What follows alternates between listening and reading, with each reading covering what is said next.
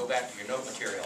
All right, now, with this final exam, the oval stuff, the oval material with the final will be, you remember this final started, y'all possibly remember this, maybe.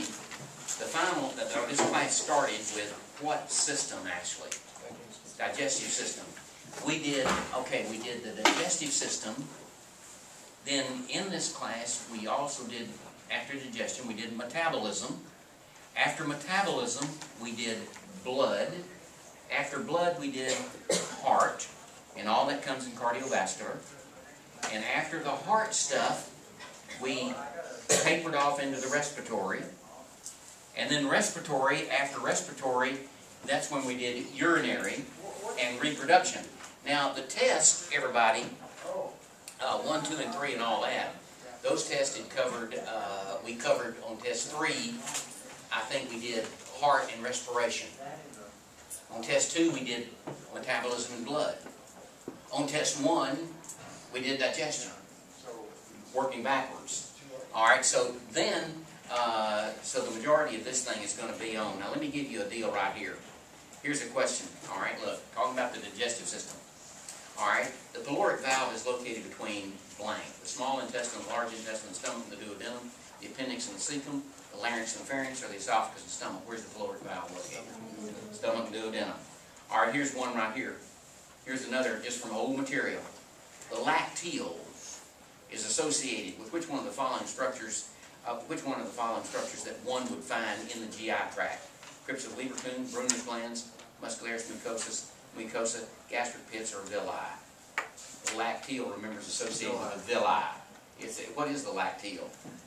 It's a lymph nodule, vessel, isn't it? Lymphatic vessel. What is the purpose of the lacteal? To deliver these fats, these triglycerides with fatty acid chains longer than 17. They go by way of what's called the thoracic duct and into the left subclavian vein. That dilutes the fats. It dilutes them down a little bit. Anyway, that's a lacteal.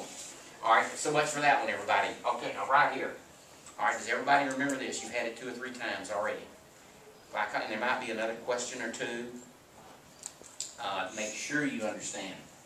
Regardless of the digestive enzyme involved, what substance must be present, what has to be present in order for that enzyme to work on H2O. And that's called enzymatic hydrolytic. And that, the H2O is the water. All digestive reactions are enzymatic hydrolytic.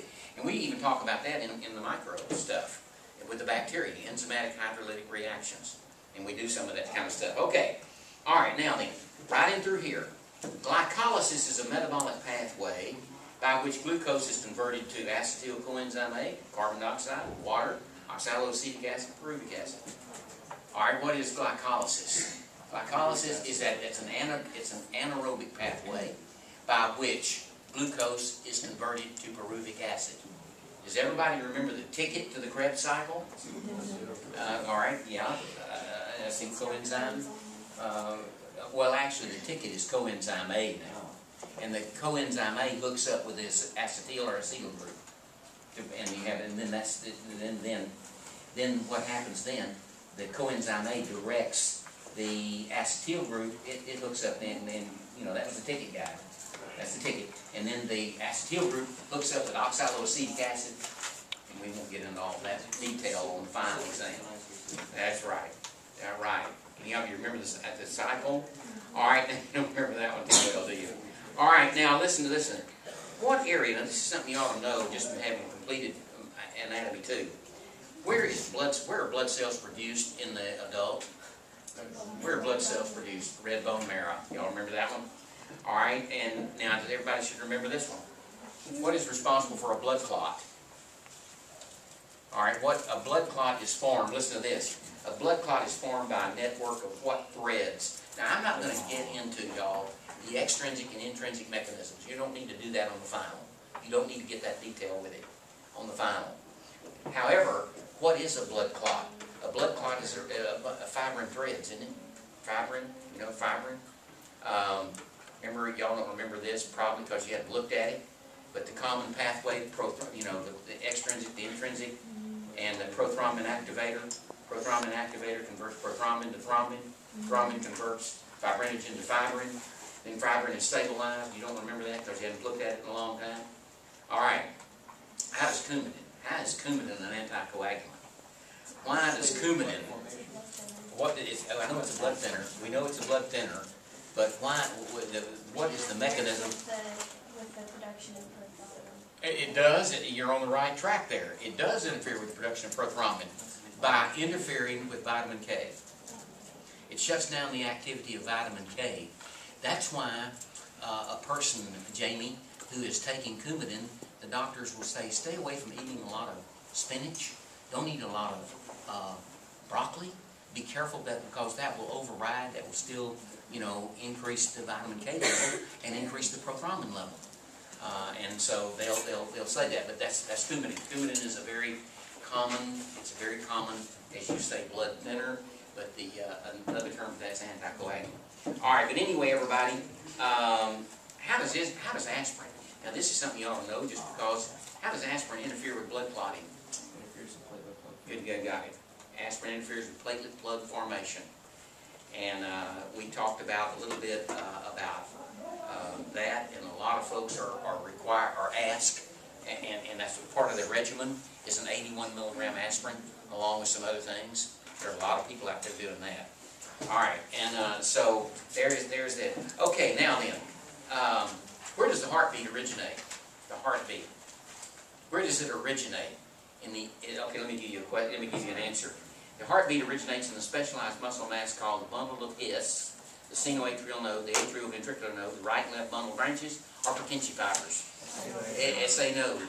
And the blood pressure medication atenolol, it's a beta blocker. It has an effect, and the doctors will give a little bit of atenolol along with some other stuff sometimes now in AFib. And AFib. What is a big threat of AFib? Why does that need to be managed? Why does it need to be managed? Clots, you got it. Strokes. A clot that forms, and the atrium and the atria are not doing, instead of the atria doing this, they're kind of going, and a little bit of blood remains, and it can clot, and if it goes, it can end up, and strokes are no good. Okay, not at all. Okay, a little bit on the heart, a little bit on that. All right, now, a little bit of thing right here. All right, now listen to this. Faulty conduction from one node to another, like from the AV node to the AV bundle, is described as atherosclerosis, MI, angina or angina, ischemia, or heart block. Heart block, you said it. Heart block. Faulty conduction is referred to or kind of held up as being a heart block. Okay, very good. Good way to keep that in mind now. Keep that in mind. Heart disease, y'all.